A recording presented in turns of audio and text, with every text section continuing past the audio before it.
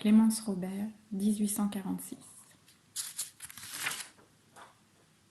Dans une mémorable soirée du mois d'avril 1745, la jolie ville de Saint-Romain, assise entre les bords de l'Isère et de fertiles campagnes, florissante par son commerce et ses fortunes immobilières,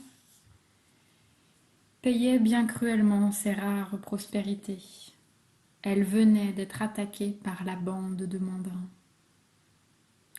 Au milieu des antiques remparts dont la ville était encore à demi entourée, une porte, incendiée, avait donné passage aux brigands. Les soldats de la maréchaussée, les bourgeois armés à la hâte, défendaient pied à pied l'entrée de la rue, tandis que du haut de la voûte démolie, des pierres noircies et brûlantes, des charpentes enflammées, roulaient à grand bruit sur les combattants. Du côté où les flots rapides de l'Isère défendent seuls la ville, les assaillants avaient trouvé un plus facile accès, et leurs bandes inondaient déjà le quartier découvert. Mais là aussi, les défenseurs avaient porté la plus grande partie de leurs forces. Les soldats de troupes réglés, exaspérés d'avoir à combattre contre des voleurs armés, répondaient par une charge violente aux attaques imprévues, bizarres, tortueuses des brigands. Les habitants des plus fortes maisons, embusqués dans leurs murailles, faisaient de chacune des façades un rempart d'où pleuvaient sans relâche des pierres et des brandons, dont la flamme allait éclairer, au milieu de l'ombre qui commençait à tomber, les corps gisant sur le pavé. Cette vigoureuse résistance allait triompher, et déjà les contrebandiers se repliaient sur eux-mêmes en jetant ce cri sauvage qui leur était propre, qui avait quelque chose du rugissement des animaux féroces. Lorsque, soudain, les assaillants, les défenseurs, les pierres, les mousquets, le tumulte, le bruit, tout cessa, tout s'arrêta pour faire place à cette acclamation qui partit de toutes parts. « C'est lui, lui, lui, le voilà ! Lui, là, je le vois. » Sur le haut d'un bastion qui dominait la ville, venait de paraître Mandrin. Le sentiment du danger s'efface devant l'ardente curiosité de voir ce chef de brigands qui a désolé 10 provinces et qui a porté la terreur de son nom du Midi au nord de la France et que nul dans la contrée n'a jamais aperçu. Les contrebandiers ont suspendu le feu, attentifs au commandement qui va se manifester par un signe de leur maître.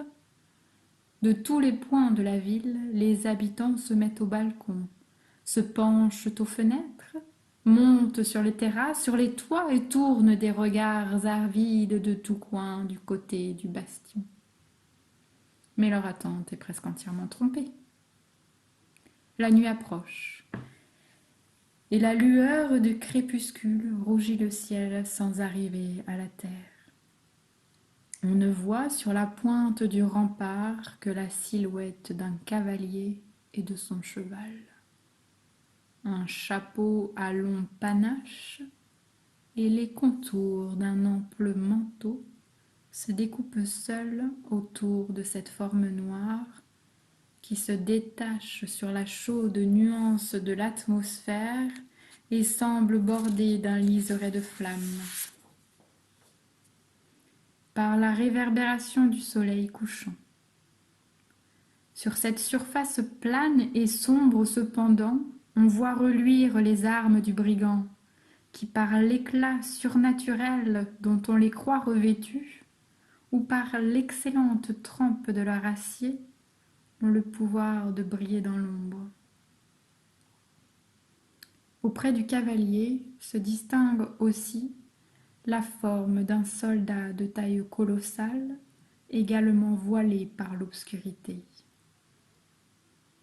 Mais les habitants sont tout à coup arrachés à leur contemplation vaine par le cri « Au feu ! Au feu ! Au feu !» qui part des 4 coins de la ville. Les contrebandiers ont reçu, par un geste de leur chef, l'ordre d'incendier un certain nombre de maisons et le viennent de l'exécuter. Pour Mandrin, il a déjà disparu du rempart. Courant de part en part, en tumulte au point où le danger est le plus pressant, soldats et bourgeois roulent à flot pressés dans les rues. Ils se heurtent aux brigands, échangent de rapides coups de sabre avec eux et continuent leur course vers les maisons où le feu se déclare. Mais par ce mouvement, ils laissent à découvert l'intérieur de la ville, les églises où les bandits se précipitent pour les dévaster et les abords de la maison de ville, entrepôt de la ferme générale et premier but de l'attaque des contrebandiers. Dans le tableau saisissant, tumultueux qu'offre cette ville, attaquée, pillée, sanglante, semée de flammes, un épisode qui se passe dans une des parties retirées de l'enceinte doit être rapporté ici, parce que c'est là que commencent les événements qui vont se succéder avec vitesse dans l'existence d'une femme dont nous aurons à suivre l'étrange destinée. Parmi les habitations atteintes par les flammes se trouvait une jolie maison blanche et sculptée, située sur la limite de la ville, au bord de l'Isère. Le jardin renfermait une serre chaude, une volière, des statues, des bassins et tous les objets d'agrément que rassemblent dans leur demeure des habitants de mœurs douces et paisibles. Une jeune fille de 17 ans s'y trouvait en ce moment seule maîtresse de maison.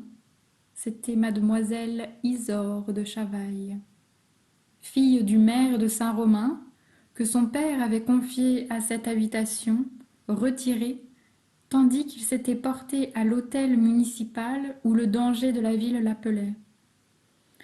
Épouvantée des gerbes de feu qui s'élançaient de la toiture et retombaient de toutes parts autour d'elle, la jeune fille errait en tous sens dans le jardin, jetant des cris d'effroi, levant les mains au ciel et dans ses mouvements, elle était suivie d'un grand et lourd domestique qui répétait ses gestes, ses cris et l'aidait à se désespérer. « Mes orangers! Mes beaux orangers !»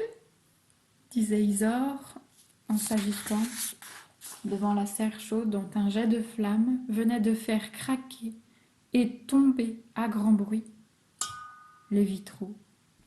Et mes daturas qui étaient près de fleurir et qui vont brûler.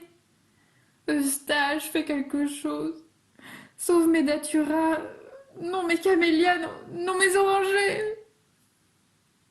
Mademoiselle, que faut-il prendre? Tout, sauve tout à la fois, Eustache. Eustache prenait des pots de fleurs à ses mains, sur ses bras, sur ses épaules, et courait ainsi par tout le jardin, semblable à une des petites îles flottantes des fleuves d'Amérique. Mais voyant tomber des étincelles partout où il voulait poser les fleurs, il revenait haletant auprès de sa maîtresse. « Allez, brigands !» criait-il. « Allez, misérables contrebandiers ! Si mon devoir ne me retenait ici, je prendrais ma carabine et je les étendrais tous sous la poussière, tous jusqu'au dernier !» La jeune fille, qui avait 17 ans à peine et tenait encore par quelques points à l'enfance, venait de courir auprès de sa volière et regardait en pleurant la flamme ruiner le fragile édifice.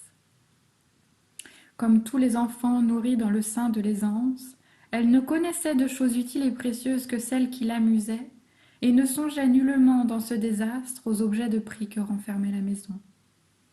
Une vieille gouvernante, restée seule dans le corps de logis, que le feu envahissait de toutes parts, descendit le perron en jetant les hauts cris. « Ah, Sainte Vierge, miséricorde !» disait-elle. « Mademoiselle, au nom du ciel, venez vite sauver les papiers, l'argent de monsieur le comte, toute notre vaisselle plate, et nos vases d'orfèvrerie qui sont depuis 200 ans dans la famille. Ah, Sainte Vierge, miséricorde !»